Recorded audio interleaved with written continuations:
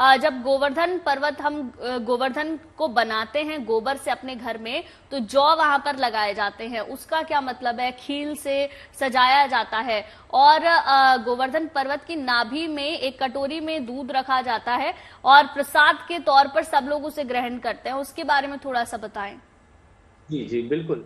देखो, कहते हैं कि जो दूध होता है, गाय का जो दूध है, वो गोवर्धन पर्वत पर चढ़ाते हैं जब हम परिक्रमा प्रारंभ करते हैं तब भी, और अंत करते हैं तब भी।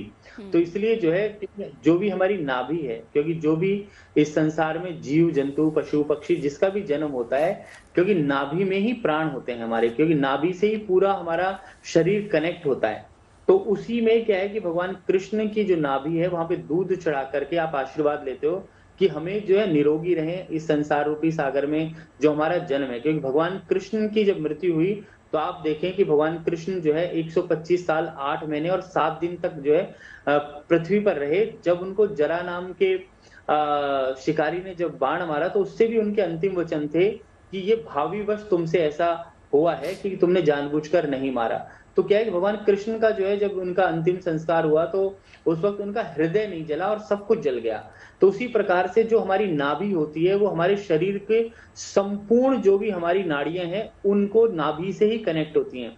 जब भी हम सूक्ष्म द्वार से परमात्मा के घर से आते हैं, तो हमारे शरीर के अंदर जो हमारी आत्मा होती है, सोल होती है, आप देखें वो सूर्य की रोशनी के द्वारा हमारे नाभि के द्वारा ही सूक्ष्म द्वार से अंदर प्रवेश करती है। जो भी सोल क्रिएशन जो है वो हमारी होती है। तो नाभि का बड़ा महत्व है हमारे यहाँ शास्त्रों के अंदर। और जो अभी पंडित जी ने बताया कि गाय जो है वो कामधेनु गाय, आप देखें जो 14 रत्न है, उसमें कामधेनु गाय जो है हमारे समुद्र मंथन में कामधेनु गाय का भी जो है प्रादुर्भाव हुआ, आप देखें। और जहर जो है भगवान शिव ने धारण किया, उसका भी हुआ। और आपको शायद मालूम है या नहीं, उसके ऊपर जो है एक मंदिर भी है, आप देखें कि वहां पर चक्रेश्वर महादेव का मंदिर भी है जी।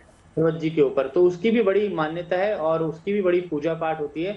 तो क्या है कि जहाँ भगवान, तो क्या है कि कण कण के अंदर भगवान है, और वहां की तो मिट्टी ही ऐसी है जहाँ भगवान कृष्ण की लीलाएं जो है बसी हुई हैं और भगवान कृष्ण रहे हैं वहां पर।